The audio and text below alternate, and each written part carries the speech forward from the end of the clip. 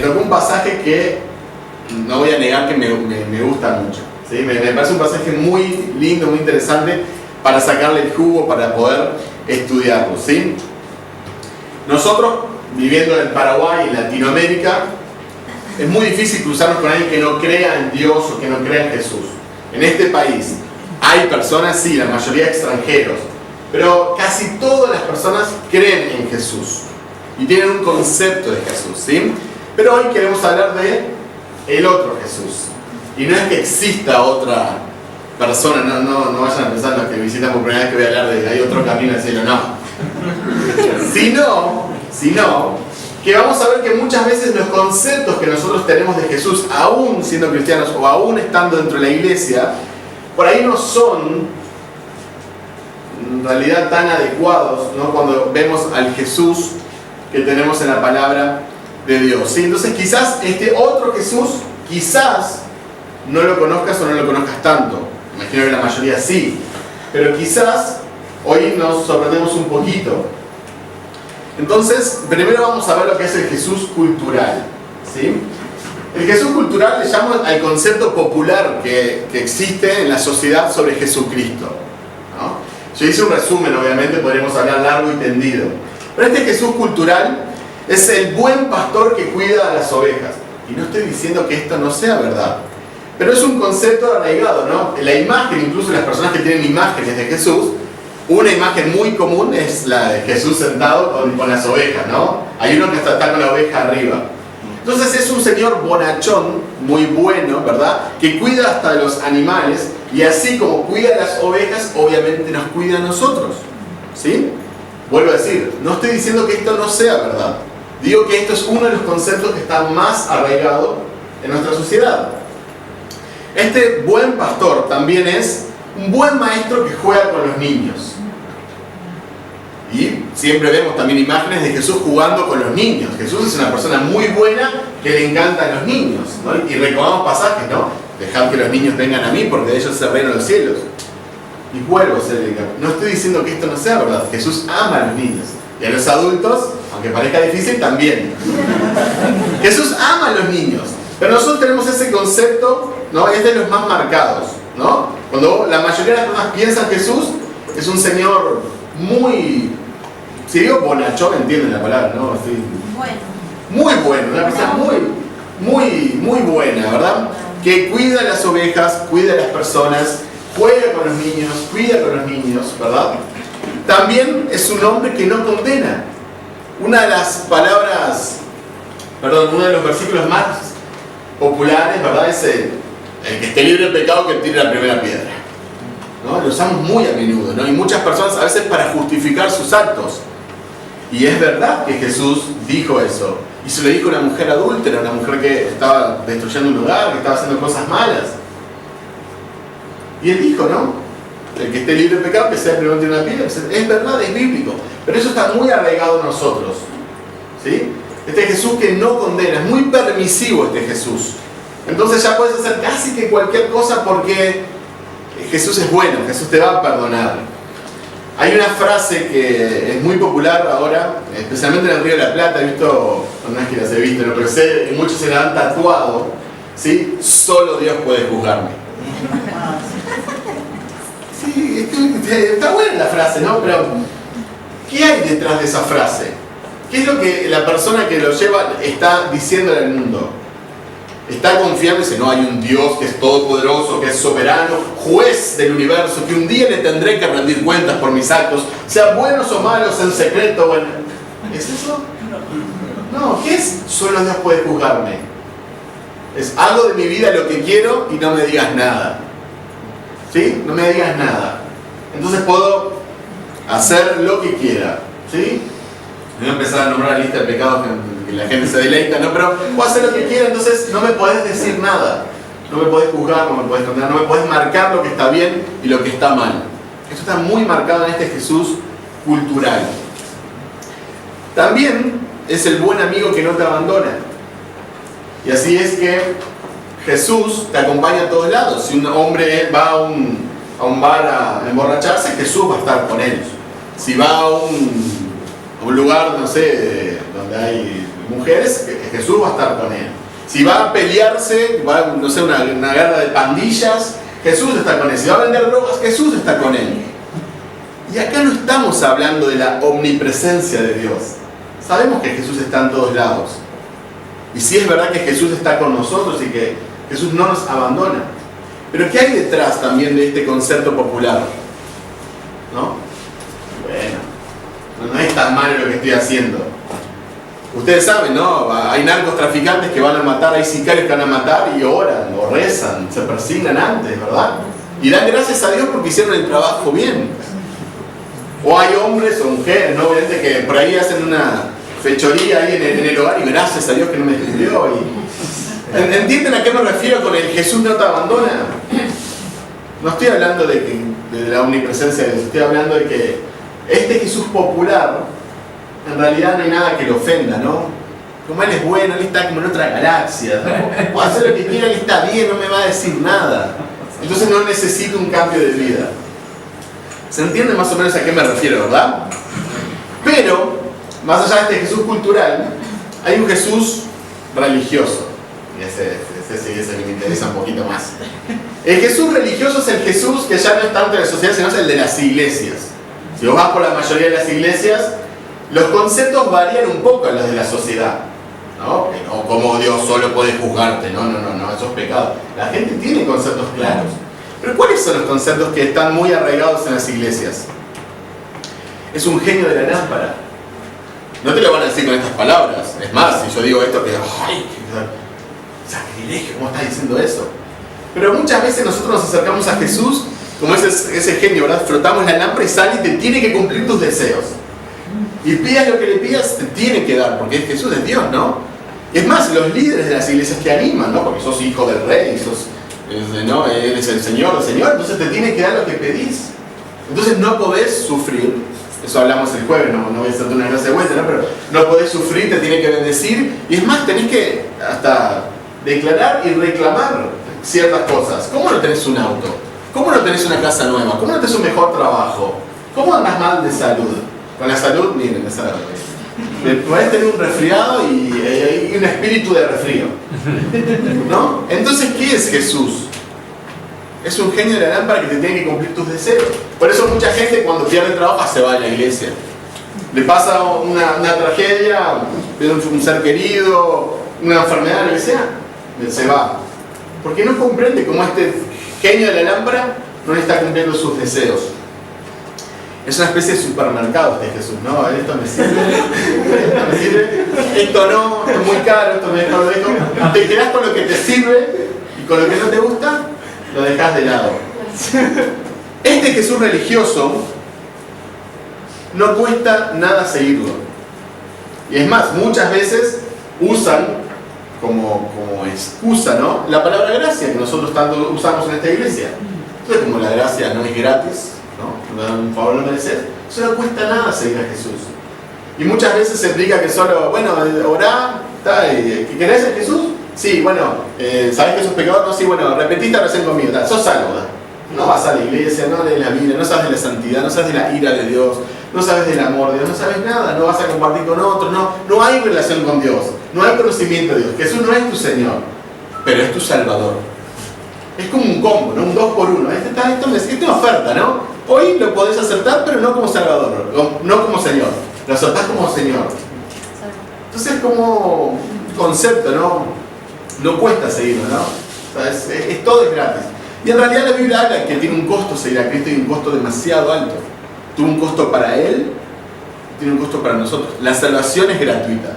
La salvación es por fe, por confiar y es por gracia. No la merecemos. Pero seguir a Cristo tiene un costo y a veces es hasta nuestra vida. Este Jesús religioso también es un caballero que espera por tu permiso. Lo he escuchado muchas veces, ¿no? Jesús es un caballero, ¿no? Si vos no le abrís la puerta a tu corazón, Jesús no va a entrar. Pero ¿qué estamos diciendo detrás? Jesús no es soberano. Jesús no tiene poder sobre todas las cosas. Y sí estoy diciendo que uno tiene que responder al Evangelio, uno tiene que responder a la gracia de Dios, uno tiene que poner su fe en Jesucristo, ¿sí? Pero Jesús no necesita permiso. ¿Se acuerdan el caso de Lázaro? Lázaro estaba muerto, ¿verdad? Y llegó Jesús, ¿y qué le dijo? Lázaro, ven afuera. ¿Y Lázaro? Vida, porque estaba muerto. Y vino a Jesús. Esa es la autoridad que tiene Jesucristo. Dice Efesios 2 que nosotros estamos muertos en nuestros delitos y pecados. Nosotros no tenemos que darle permiso a Jesús. Estamos muertos en delito y pecado. Entonces Él nos da vida. Y en esa vida es como Lázaro, inicia la vida. Lo ves que es hermoso, entonces lo seguís voluntariamente. Pones tu fe en Él, pones tu confianza en Él, aceptás la gracia, respondés al Evangelio. No estoy diciendo que no somos responsables, pero tenemos que tener cuidado a veces con los conceptos que manejamos sobre Jesús, ¿no? Porque Él no necesita permiso, ¿sí? Él es soberano, Él puede dar vida, Él da luz, Él da claridad, Él ilumina. Y por último, no menos importante, está desesperado por vos. Jesús está desesperado por vos. Jesús no puede dormir y llora todos los días porque está desesperado por vos. Y saben que esto no es tan así cuando lo vemos a la luz de la Biblia. Obviamente es un tema profundo, podemos citar muchos versículos, ¿no? ¿Jesús te ama? Sí. ¿Jesús murió por vos? Sí. ¿Jesús quiere que todos sean salvos? Sí. Pero el centro del Evangelio es Jesucristo y es la gloria de Dios. En Isaías dice, por amor a mí mismo los he perdonado. Por amor a mi nombre los he redimido. Entonces el centro del Evangelio no somos nosotros, pero nosotros somos tan antropocéntricos, o sea, tan centrados en el hombre, que toda nuestra prédica está basada en el hombre, ¿no? Dios te ama, Dios te quiere bendecir, Dios tiene un plan maravilloso para tu vida, Dios te necesita. En misiones, ¿no? Dios te necesita. Dios no me necesita porque de casualidad es todopoderoso. Entonces puede vivir sin mí. Él está una eternidad sin mí. Ahora sí, por su gran amor me quiere hacer parte de su obra, sí por su gran amor me quiere salvar, sí con lazos de amor nos atrae. Pero tenemos que tener cuidado porque detrás de cada concepto hay mucho más y mucha más teología detrás. Y nosotros, si bien todo esto puede tener algo de verdad, nosotros queremos tener como la imagen total de quién es Jesucristo. Entonces vamos a hablar del otro Jesús. Y para hacerlo obviamente vamos a hacerlo a través de la Biblia. ¿Sí? Esta era solo una introducción. Me quedan 2 horas más de prédica. Me gustaría que me acompañaran a Juan 2 del 13 al 25. Este Jesús no es tan popular. De este Jesús no se habla tanto. Y nos cuesta imaginar. Es fácil imaginar a Jesús con los niños. Es fácil imaginar a un señor mayor, aunque él tenía solo 30 años cuando empezó su ministerio. Un señor mayor, barbudo, ¿no? Bueno, con todo, ¿verdad? Obviamente, ¿no? Donde le pegaban y él no respondía, enseñando, cuidando los animales. Es fácil imaginarlo, pero es un poquito difícil imaginar a este Jesús, que también es Jesús. Esto es parte de su vida, es parte de su biografía y es parte de su carácter. Este es Jesús también, enojado, tomando acción. Ahora vamos a analizar y vamos a ver. Este es Jesús también, por eso le llamo entre comillas el otro Jesús. De este Jesús, como dije, no se predica tanto, no es tan popular, pero queremos conocer y entender un poquito de qué se trata este Jesús. El que le vamos a llamar el Jesús bíblico, el Jesús que está en la Biblia, ¿sí? Porque todo el concepto que nosotros tenemos de Él, de Dios, tiene que estar basado en la palabra de Dios, ¿sí? Independientemente de lo que crea la sociedad, de lo que crean las iglesias. Aún una iglesia, Dios quiera que nunca pase, pero esta iglesia puede de día a mañana tener un concepto equivocado como iglesia, los líderes. Ustedes siempre tienen que seguir la palabra de Dios. El pastor no es infalible, los líderes no son infalibles, pero la palabra de Dios es perfecta. Entonces siempre tienen que ver lo que está en la palabra de Dios. Y nosotros queremos conocer a Jesús bíblico, a Jesús que murió por nosotros, a Jesús que le cantamos. Porque si nosotros tenemos una buena teología, entonces vamos a tener una buena doxología, que significa adoración. Cuanto más conocemos a Dios, entonces mejor vamos a responder a Él, aún con nuestra música y con nuestra vida. Lo primero que vemos en este pasaje es que no es indiferente a los templos. ¿Sí? Pongo templos entre comillas, ahí no es indiferente a lo que pasa dentro de las iglesias. A veces nosotros pensamos, qué bueno, Jesús está Es Jesús, ¿no? Está en el cielo, nosotros estamos acá, y hay tantas iglesias y tanta gente. A veces tenemos ese concepto casi como que está ocupado. Pero Él no es indiferente a lo que pasa dentro de los templos. Él no es indiferente a lo que yo estoy predicando ahora, a lo que cantamos, ni Él es indiferente a las otras iglesias que hay acá en Ciudad del Este o en el mundo. Y es importante recordar que no es indiferente, porque eso también nos tiene que llevar a nosotros a no ser indiferentes. A veces nosotros somos muy pasivos, y lo digo esto, lo trato de decir con mucho cuidado. Hay que ser sabio con las palabras, y hay que tener amor, sí, y hay que tener gracia para cómo nos referimos a los demás, y hay que ser sabios en nuestro trato con los demás, y también cómo tratamos el error. Pero hay errores, hay iglesias que no predican a Cristo, hay mensajes que no son evangelio, hay iglesias que no tienen sana doctrina. Es buena música, ¿no? Entonces no deberíamos de ser tan complacientes. No estoy diciendo ahora nosotros hacernos un látigo y salir por las iglesias no estoy diciendo eso, ¿sí? Estoy diciendo atacar a las personas. Lo que digo es que no nos puede dar lo mismo. Hay cantantes que cantan cualquier pavada, con todo el respeto que se merece. La no mentira. Pero como son cristianos, entonces nosotros no los podemos tocar, nosotros ni tocar no decimos nada. Y cantamos canciones que ni mencionan a Jesús en las iglesias.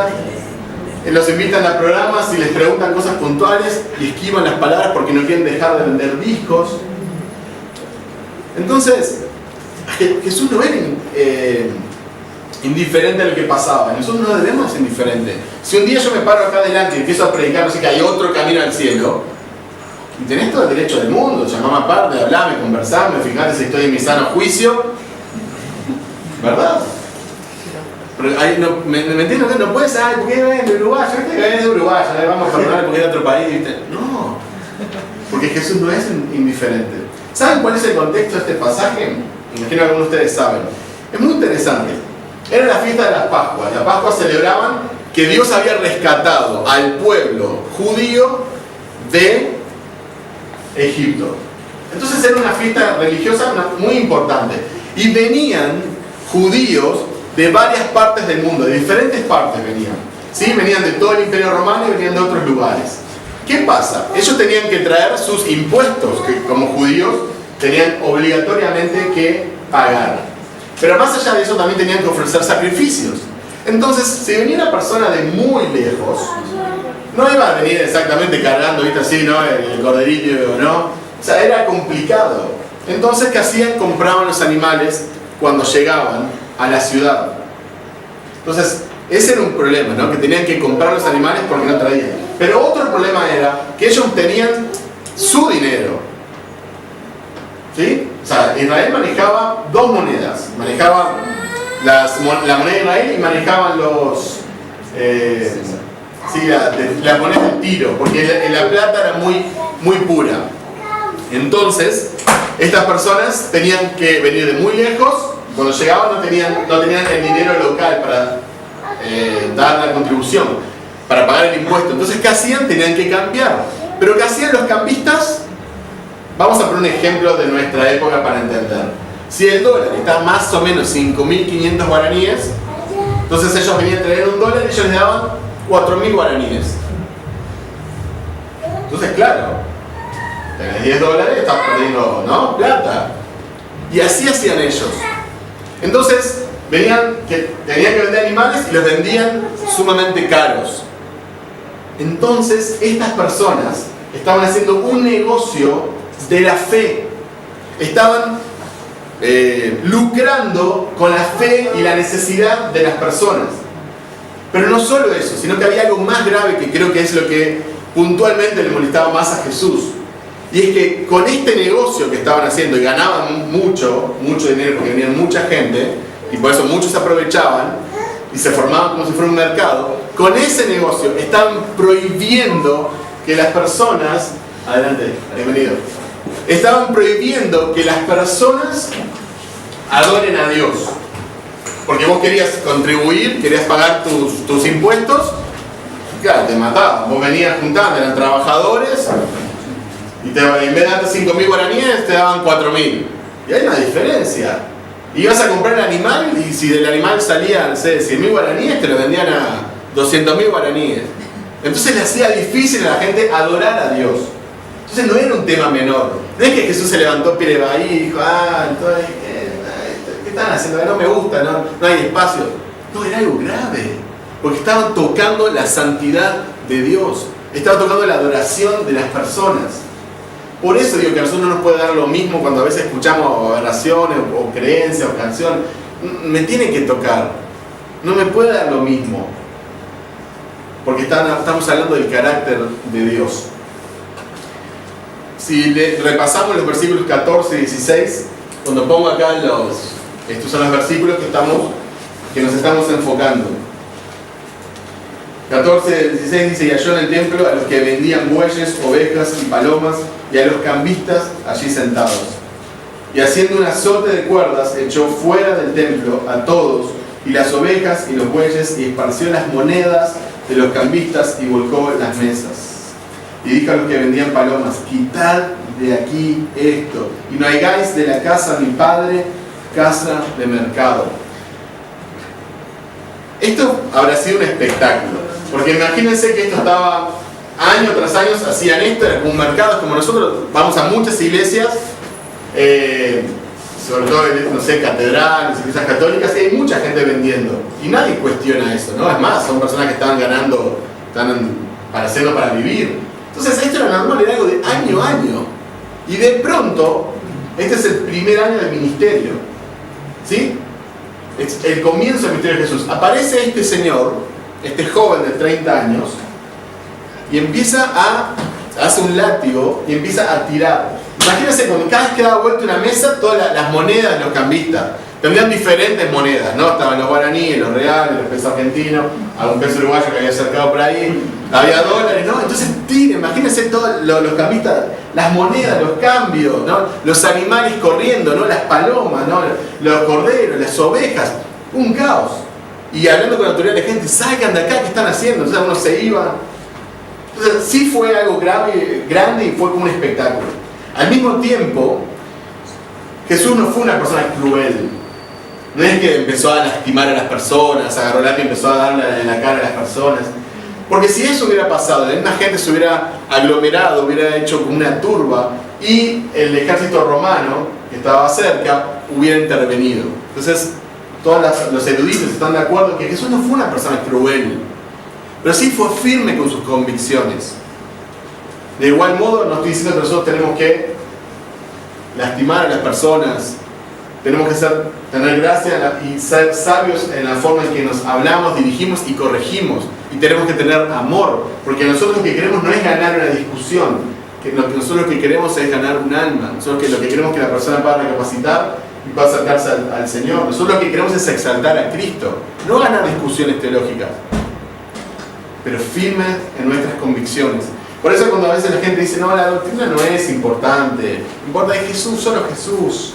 Bueno, eso es una doctrina, es una enseñanza. Somos interdenominacionales. Bueno, eso es una denominación. Entonces tenés que tener convicciones. La enseñanza es importante. No vas a matar a alguien porque tiene una opinión diferente en algo. No, por supuesto que no. Siempre digo acá, vos podés tener una discrepancia con la iglesia y podés ser parte de la iglesia, no hay problema. Si te sentís cómodo, si sabes por ahí no es tan importante.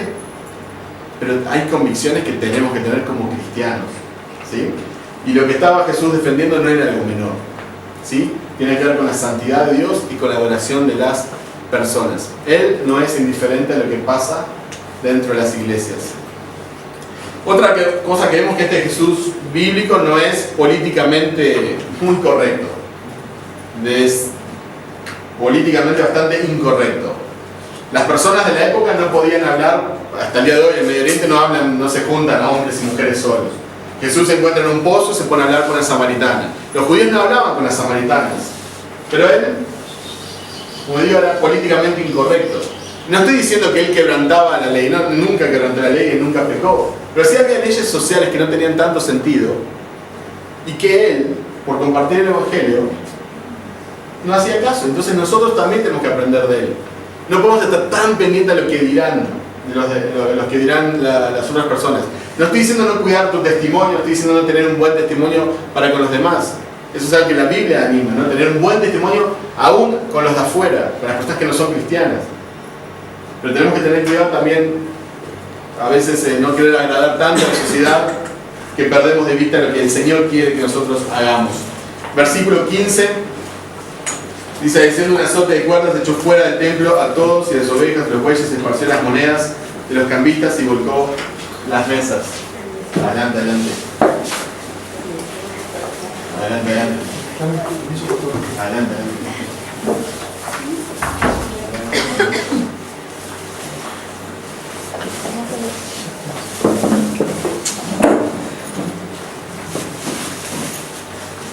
Entonces nosotros tenemos que tener convicciones firmes y seguirlas. Más allá que la sociedad no le guste, que la sociedad no nos aplaude, que la sociedad no le guste, nosotros tenemos que hacer lo que a Dios le agrada, ¿no? Eso es ser políticamente incorrecto, ¿no? Hoy en día, y especialmente en este país, se discuten hasta leyes. ¿Qué es lo que está bien y qué es lo que está mal? Y nosotros como cristianos tenemos que tener una convicción. No podemos ser fluctuantes de un lado para el otro como si nada importara. Tenemos que tener convicciones, pero eso te va a llevar a que mucha gente se ponga en tu contra. Mucha gente te tenga como un retrógrado, una persona súper antigua y bueno, pero es parte de no ser políticamente correcto. Otra cosa más que podemos ver en este Jesús bíblico es que Él no comercia con la fe de la gente. Me dirán, bueno, es algo obvio, sí, pero vamos a recordarlo porque a veces es tan obvio que es, tenemos las iglesias que tenemos. Jesús no comerciaba con la fe de las personas. Nosotros siempre decimos, ¿no?, que Jesús es el camino, ¿no? Es el camino, la verdad y la vida. Jesús es el camino, pero muchas veces los propios pastores son el peaje. ¿Verdad? ¿Verdad, mentira? ¿Verdad, mentira? Y tenés que pagar para acercarte a Dios.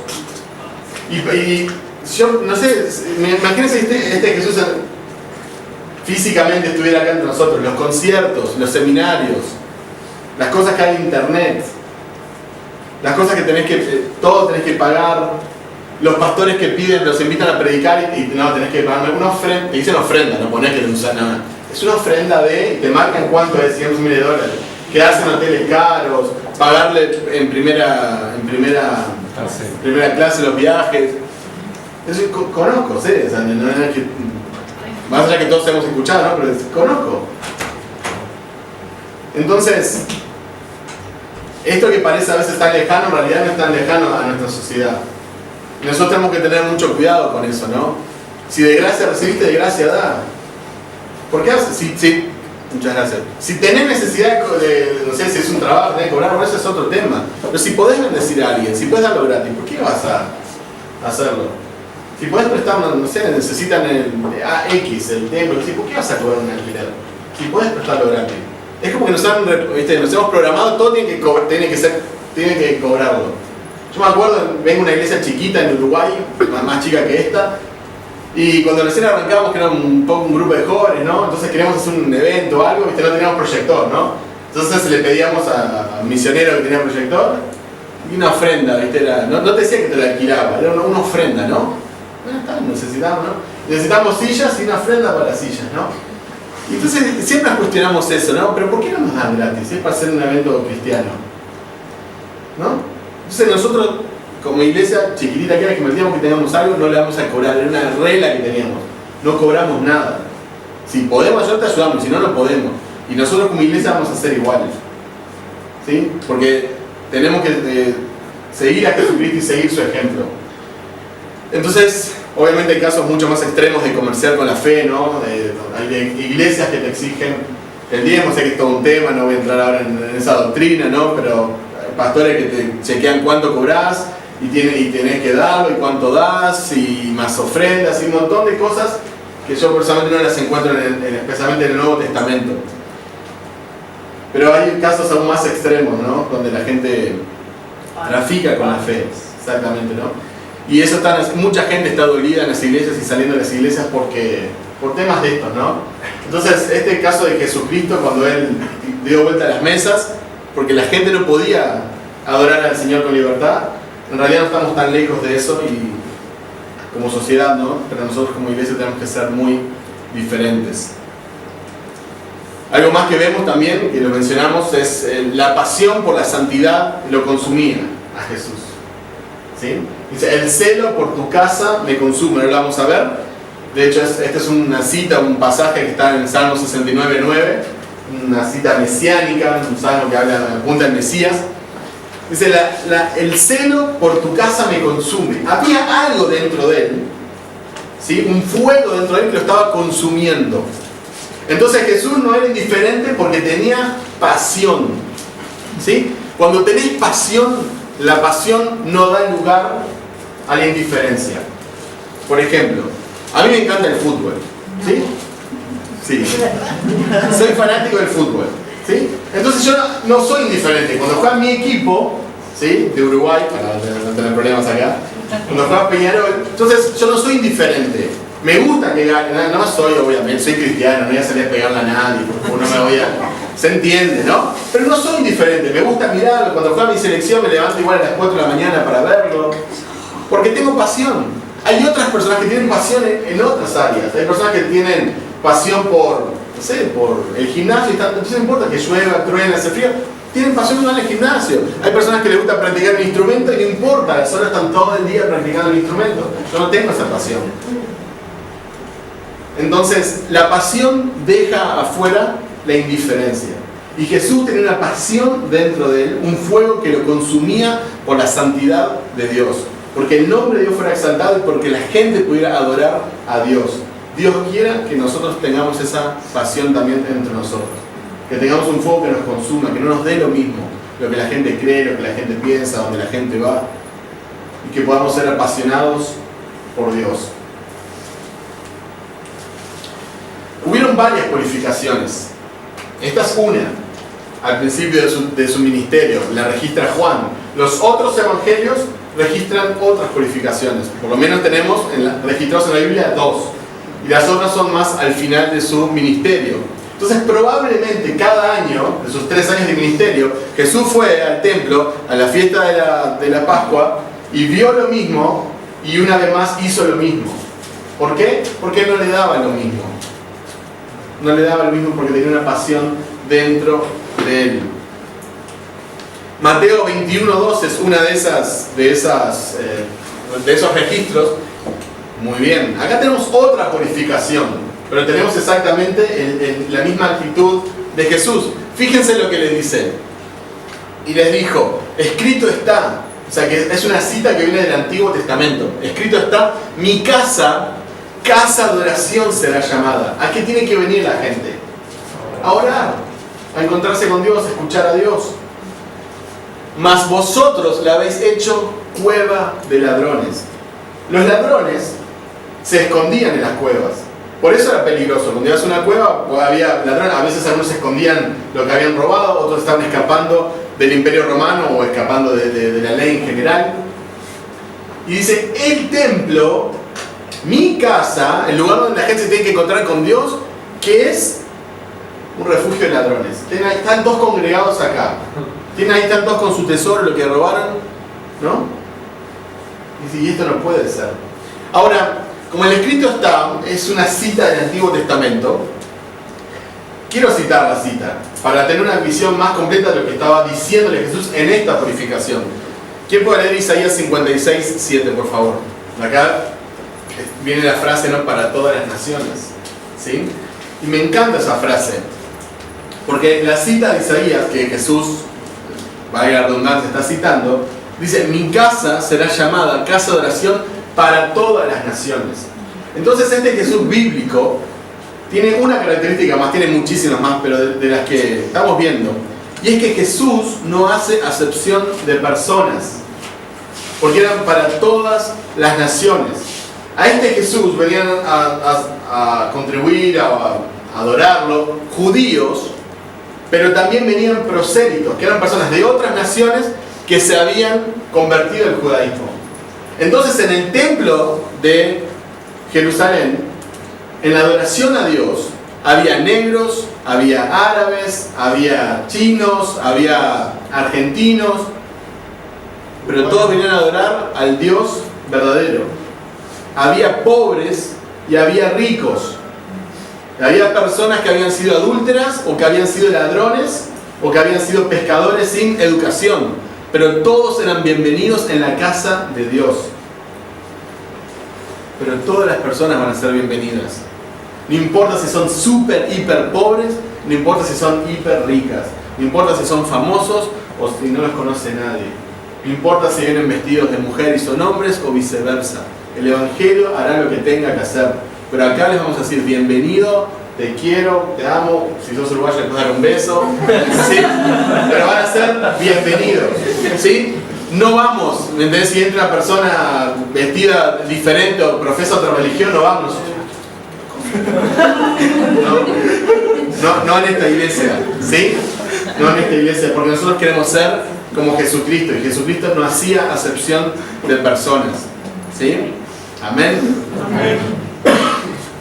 Para ir un poquito redondeando, Jesús también estaba cumpliendo profecías, ¿sí? Esto que pasó no fue un hecho aislado. Y cuando me puse a estudiar el pasaje me llamó mucho la atención, muy lindo, ¿no? Porque estaban pasando cosas que habían predicho siglos antes. Por ejemplo, en Malaquías 3, del 1 al 3, Zacarías 14, 20 al 21. ¿Vieron? Eso estaba años antes escrito. Y los judíos o los líderes, supuestamente que eran los conocedores de la palabra, no pudieron ver esto, ¿sí? De hecho, si vemos un poco el final del pasaje que estamos viendo,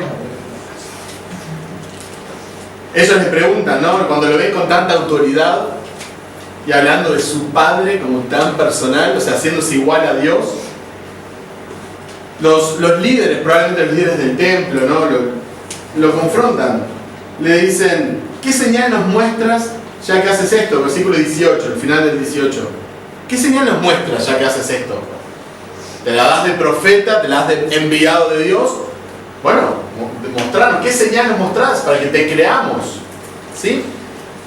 Ahora, acá vemos otra diferencia entre el Jesús cultural, el Jesús religioso que a veces polula en nuestras iglesias, y el Jesús bíblico. Esta era una buenísima oportunidad para que Jesús fuera un payaso de circo. Con todo respeto a los payasos de circo. Sino que trabajan en esta barra. Pero una linda oportunidad. ¿Por qué? Jesús, a ver, vos, el hijo de José, el carpintero, ¿qué señal nos mostrás para que te creamos? Y Jesús podría haber, mirá, tráeme agua, pum, vino. Ahora trae un cojo ahí, pum, ahora ve, el ciego, ¡buah! Y podría haber hecho, no sé, cualquier cosa podría haber hecho. Y todo el mundo, hubiera quedado maravillado. ¿Pero por qué Jesús no lo hizo? Porque Jesús no vino a entretenernos. Él vino a buscar adoradores que le adoren. Él vino a buscar seguidores, personas que pongan su fe en Él. Y eso fue lo que pasó acá. Él dice, el versículo 19, respondió Jesús y les dijo, destruid este templo y en 3 días lo levantaré. Dijeron luego los judíos, en 46 años fue edificado este templo y tú en 3 días lo levantarás. Él hablaba del templo de su cuerpo. Ellos no entendieron, ¿no? No les preocupó tampoco, se pusieron a, que está hablando, está loco. En 3 días levantaste el templo. Porque no entendían que estaba hablando metafóricamente de algo espiritual. Porque ellos, los religiosos, solo tenían adelante lo que veían. No podían ver lo invisible. Y vaya sea de paso, este es el corazón de la religión, que es demandar. Ellos tenían a Jesús, el Rey de Reyes, el Señor de Señores, frente a ellos, y le estaban demandando una señal. Jesús estaba caminando, es Dios caminando entre nosotros, y le demandaban. Y eso es lo que hace la religión. La religión demanda. Yo hice esto, así que me tenés que bendecir. Yo voy a la iglesia, así que tenés que darme esto. El corazón de la religión es demandar. Pero fíjense la diferencia con los verdaderos discípulos. Si ven el versículo 19, 20. Dijeron luego los judíos, en 46 años fue edificado el templo y tú en 3 días lo levantarás. Mas él hablaba del templo de su cuerpo. Versículo 22. Por tanto, cuando resucitó entre los muertos, sus discípulos se acordaron que había dicho esto y creyeron la escritura y la palabra que Jesús había dicho. Entonces sus seguidores tuvieron fe, se acordaron y tuvieron fe. Pero los otros lo mataron. Entonces podemos ver también la diferencia entre religión y verdadera fe. De hecho, en los versículos finales también tenemos un caso muy interesante. Versículo 23, 24, 25 dice: estando en Jerusalén en la fiesta de la Pascua, muchos creyeron en su nombre, viendo las señales que hacía. Muchos creyeron en su nombre. Pero Jesús mismo no se fiaba de ellos, porque conocía a todos y no tenía necesidad de que nadie le diera testimonio del hombre, pues él sabía lo que había en el hombre, porque Jesús es Dios. Eso es una muestra de la deidad de él. Pero es interesante porque la palabra en griego es la misma, episteo, si no me equivoco. La misma palabra que usa para ellos creían en Jesús, Jesús no se fiaba de ellos, la palabra es la misma. Ellos no creían en Jesús, Jesús no les creía a ellos. Entonces vos podés creer en Jesús y Jesús no cree en vos. Interesante, ¿eh? No, pero creí en Jesús y tal. Repetí conmigo una de las fechas social, ¿vale? El Evangelio es un poquito más profundo, que la gracia de Dios es mucho más profunda. Y tenemos que predicar todo el consejo de Dios, dice el apóstol Pablo. La verdadera fe les permitía ver a quién estaba entre ellos. ¿Conoces al Jesús de la Biblia? Esto es personal. Esto es muy personal. Conocemos al Jesús de la Biblia, que también que tiene una pasión por la santidad de Dios, que es capaz de levantar, de causar alborotos. También al que perdona a una adúltera. También el que habla con una mujer samaritana de muy mala reputación. También el que oró en la cruz: perdónalos porque no saben lo que hacen. También el que sanó la oreja de Malco, aquel que lo estaba entregando. ¿Conoces al Jesús de la Biblia? Dice Romanos 10, 9, 10 que si confiesas con tu boca que Jesús es el Señor y crees en tu corazón que Dios le levantó de entre los muertos, serás salvo. Porque con el corazón se cree para ser justificado, pero con la boca se confiesa para ser salvo. Y es mi deseo que todos de acá podamos salir con fe en el Señor Jesucristo. Pero no el que me contó mi familia, no el que me cuenta la gente, no el que me cuentan en el colegio, ¿no? El Jesús de la Biblia. Que podamos entregarle nuestro corazón, que podamos poner nuestra fe en Él, que podamos poner obediencia en Él y que podamos responder a Él, que podamos tener pasión por Él y por la santidad de Dios y por su palabra.